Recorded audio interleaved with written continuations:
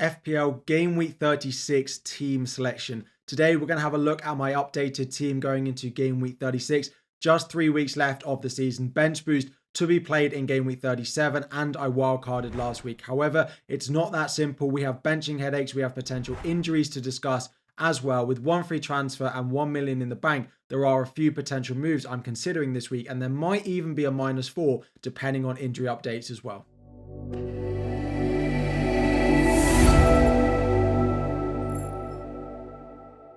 What is up, everyone? FPL Harry here. Before we dive in, 1,000 likes is the aim, and subscribe if you are new around here as well. Game week 35 was wildcard week. There is, of course, one game still to go on Thursday evening between Chelsea and Spurs. A lot of us on wildcard have quite a few number of players in that game. So at the moment, the ranks might not be completely representative of where we'll be after that game. We are expecting a lot of goals in that game, with both defenses looking a little bit weak and not being naturally very good at defending throughout most of this season as well. Currently, I'm sat on 51 points. The safety score for me so far is 54. So that's the score that I would need to get a sort of grey arrow, not get a green or a red, just stay at the rank that I'm at, and it's taken from livefpl.net.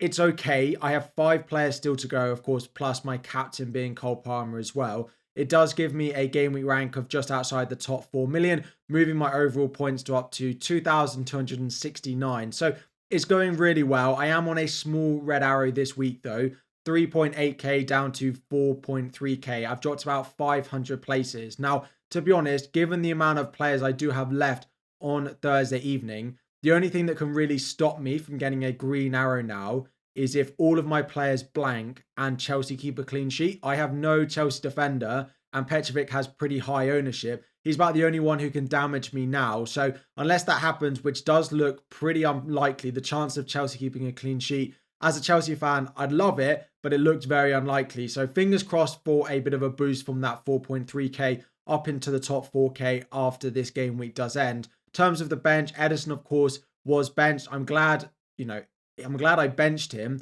City did keep a clean sheet, but he did go off injured, so just 1 point for him. Foden didn't feature at all due to illness, so I got Erling Haaland's 5 off the bench, and then I did bench double Arsenal. Half time when they were 2-0 up, I thought this is going to end really badly. Benching double Arsenal and selling Saka on my wildcard. At least Arsenal did concede twice, meaning Gabriel and White just got 1 point each. So at least Dunk and Dalot, despite them both blanking earlier on the Saturday, it means that I did make the right decision after all. So it's not been a groundbreaking game week. A slight red arrow at the moment, but fingers crossed that Palmer, Jackson, maybe Porro can come in for my FPL team. But as I'm a Chelsea fan, I'll be hoping it's a big Chelsea win with lots of Palmer and Jackson involvement. Now, of course, the big issue for me this week is Ederson and what to do with him. Should I keep him? Should I sell him? Everything like that, basically. So just to remind you, my backup for this week is Vicario of Spurs, who goes away to Liverpool. So starting him this week is far, far from ideal. So ideally, I would have a much better goalkeeper this week than having to play Vicario away at Liverpool. Now, despite Liverpool's recent form and, scuffles on the pitch that we've seen between Klopp and Salah, still think they're good for a couple of goals in that game, particularly with them being very weak defensively over quite a lot of this season as well. So I don't really want to have to play Vicario this week. However, there is really conflicting news and conflicting ideas of what Ederson is going to happen over the next couple of weeks. So we heard originally that it didn't look great for Ederson and he might not play again this season. However, we've heard reports now that he might be back in training for Manchester City before the end of the week. He remains a big doubt for the Wolves game, but could be back for game week 37 for the double. So there are a couple of things that I could do here, and it completely depends on the press conference on Friday for Manchester City. I won't be making any transfers this week if I decide to make them before my deadline stream on Friday evening. Of course, it is a Friday evening deadline, so do remember that. So the first thing I could do, of course, if we think Ederson has a chance of playing at Wolves, is I just hold him and I start him. And if he plays, great. And if he doesn't play, then I have to deal with Vicario off my bench. If there's, he's ruled out and he's a doubt for game week 37, but he might be back for some of it, then I can't own Ederson and I can't buy Ortega either. then Petrovic is probably the goalkeeper I'd go to. I don't love the Chelsea defence. Sanchez is still not in Chelsea full training though, so the chances of him playing pretty much any part in game week 36 or probably game week 37 look pretty low now. Despite Chelsea not being great defensively, it is just the simplest way to go given I already own Vicario, and the only other goalkeeper I could consider is Onana. I've already got Dalot and I don't want that. I could go Raya, but that would give me a triple up on the Arsenal defence. When I'm bench boosting in game week 37 away at United, I think I'll just stick with the two that I've got. So Petrovic would be the only other keeper that I would consider. Or if Ederson is ruled out for the entire season, which looks very unlikely, or, might feature in game week 38 at the very earliest, then I could go to Ortega. If he doesn't feature in game week 38, then I've got Vicario away at Sheffield United that week, which is not the end of the world. So basically, to boil it down, if Ederson is ruled out for game week 36 and game week 37 at a minimum, I will buy Ortega this week. If we hear that he's likely to be back in game week 37, but might not get both in game week 37, so is a doubt to even have a double game week, then I will buy Petrovic this week. If there's a chance that he's back for Wolves and is almost certain to start both in the 37 double, then I will just roll and I will keep Ederson in his place at the moment and just play him against Wolves. Hope he plays. If not, I get Vicario off my bench.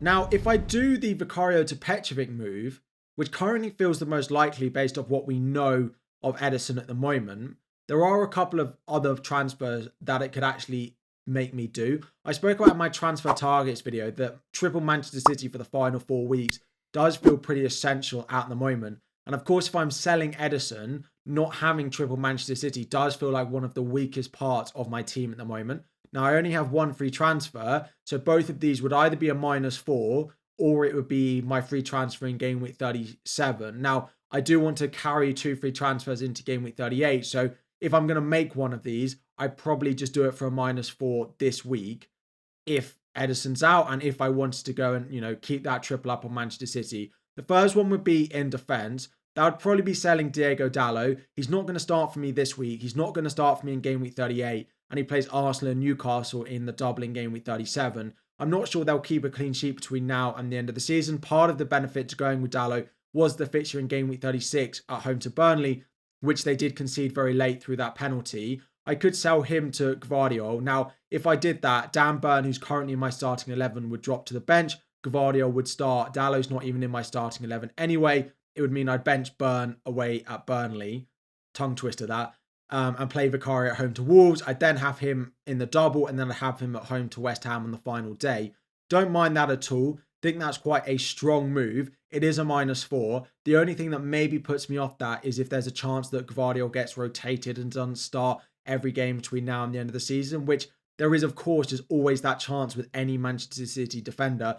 We could see Ake play left back, Diaz come into the central role, which is just a bit of a decision I have to make and a bit of a risk I would have to take if I go to Gvardiol. But if Gvardiol was to start 3 of the last 4, I still think there's a good chance he outscores Dalot between now and the end of the season. But then is it worth a -4? I'm not 100% sure on that. The other one is going in midfield and actually doing Son to Kevin De Bruyne. Son did score in the first part with a penalty, but he's not looked at it recently. He plays Liverpool and Manchester City in 2 of the last 4 games. Burnley and Sheffield United are the other 2, but De Bruyne is chasing the title. We know what he can do at the end of the season, and he has some really nice games between now and then. We expect Manchester City to win the league. We expect them to win all of their remaining games, and we expect them to score goals as well. So if I do Ederson down to Petrovic, it would free up a Manchester City spot, in which case Dalot or to Gvardiol or Son to De Bruyne is where I'm looking. To be honest, I think Son to De Bruyne is less likely, just because I think Son against Burnley and Sheffield United is still a good pick.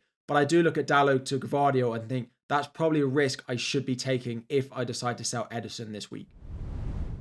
So looking at my team for the weekend. So at the moment, it sounds like there's a decent chance that Ederson might actually be back in training before the Wolves at home game, which would mean he's almost certain to be back fit for the double in game week 37. So at the moment, I'm going with the plan of keeping Ederson and rolling my transfer. Of course, if things change on the Friday press conference from Pep Guardiola, I will update you all on my deadline stream on Friday evening about what's going to happen there and what potential transfers. Again, if he's ruled out for the season, I will go Ortega. If he's ruled out for a couple of games, then I will go Petrovic. If he's going to be back for game week 37, I'll probably just roll my transfer this week. Into defense, That means I keep Dan Burn away at Burnley, and then I have the double Arsenal defence off my bench against Bournemouth. Pretty happy with how that back four looks, although if I suddenly sub Vicario in, it starts to look a little bit weaker because I'm not that confident on a Newcastle clean sheet away at Burnley, given how much Burnley still have to play for at the moment. Into midfield, I've currently got Foden at home to Wolves, should be back from his illness, not much doubt about that in my mind. Son away at Liverpool, which is not ideal. I think Liverpool will win that game, but Son is very involved. Of course, he's on penalty, so there's no chance I bench him. I do have a little bit of a benching decision for me this week, but there's no chance. I don't think that it's going to be Son, and there's no chance it's going to be Fernandes either. He plays Monday night. Palace have been pretty good recently, but they are resting Elise, Eze, not taking risks with them. So I am expecting Fernandes to be very involved in what Manchester United do. It's the Monday night game as well, so he is in there. And of course, Cole Palmer, my final midfielder. That does mean with four midfielders that up front, I'm playing Jackson, Isak and Haaland. That is a change to my last video where I've actually dropped Gordon to the bench. Jackson at home to West Ham. I do expect Chelsea to create chances in there. Let's see how they get on Thursday evening, which could potentially change that. Isak, of course, is going nowhere for me. He's the second best forward in FPL at the moment. And then Erling Haaland is the final option. It is just between Jackson and Gordon. It is such a debate. Gordon is not nearly as good away from home as he is at home. If Gordon was at home, it would be no debate at all. But Jackson is getting chances. He is playing at home. So at the moment he's in there, it's pretty close between Jackson and Gordon. Let me know what you do. If you have the same decision in your team, who you're currently benching, is it Jackson? Is it Gordon? Are you benching Son or Fernandes even, who are potential benchings this week? If you don't have this decision, still let me know in the comments who you would be benching out of my 8 attackers that we've got.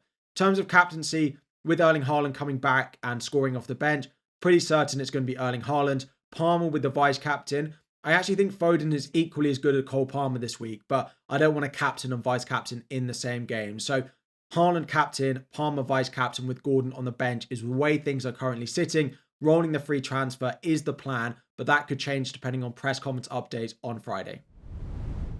So just having a look at what this means for my transfers between now and the end of the season. So at the moment, my plan is to roll the transfer because I do think Ederson will be back for game week 37 based on what we know at the moment. Fingers crossed we get a positive update that he might even play against Wolves because I don't really love Vicario coming in off the bench. Game week 37, I will have 2 free transfers.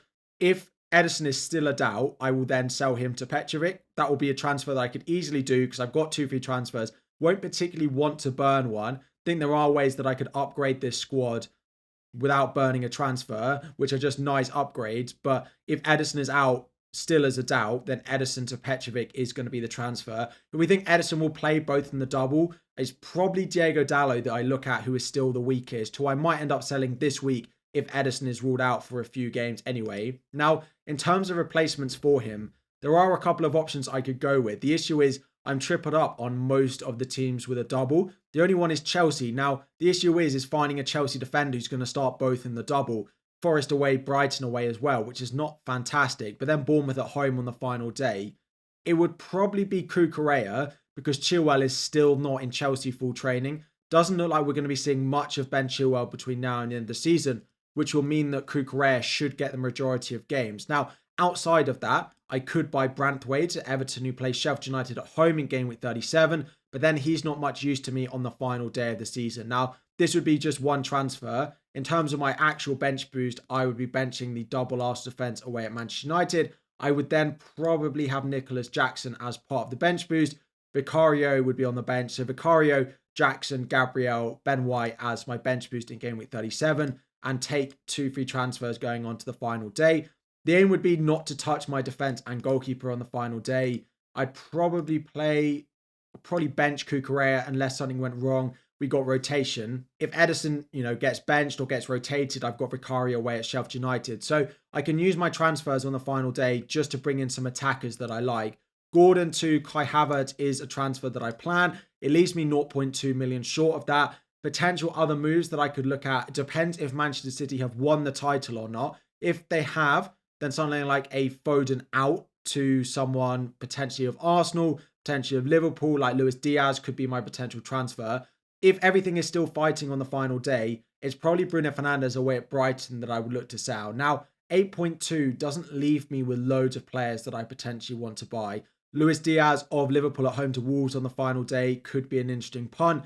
There aren't loads of other places that I potentially look at, given I'd have a triple up on quite a lot of the teams with a good fixture. So it might even be that I decide to go and keep Fernandes here, and then I sell Nicholas Jackson to someone like Chris Wood if they are fighting for something on the final day, with him going away to Burnley, and take a punt on him over Bruno Fernandes. I could even do something really boring and just change something on my bench, but there will be rotation on the final day. Someone like a Chelsea or Spurs or even Newcastle, who don't have a lot to play for, could Callum Wilson start the game on the final day? Isaac to Callum Wilson could always be a transfer. So Gordon to Kai Havertz is almost, locked in as one of my transfers in Game Week 38. The other one is likely to be reacting to potential news. We often get a lot of team news going into the Game Week 38 deadline. So potential rotation, any injuries going on to the final day, that will be what my second free transfer will be used on. Seems crazy with 3 weeks before the end of the season. Drop any questions you have about your team in the comment section down below. Let me know, would you start Jackson in my team in Game Week 36, or would you start Gordon, who's currently on my bench? Help me out with that benching decision. 1,000 likes is the aim. Subscribe if you are new around here, and I'll be back again very soon.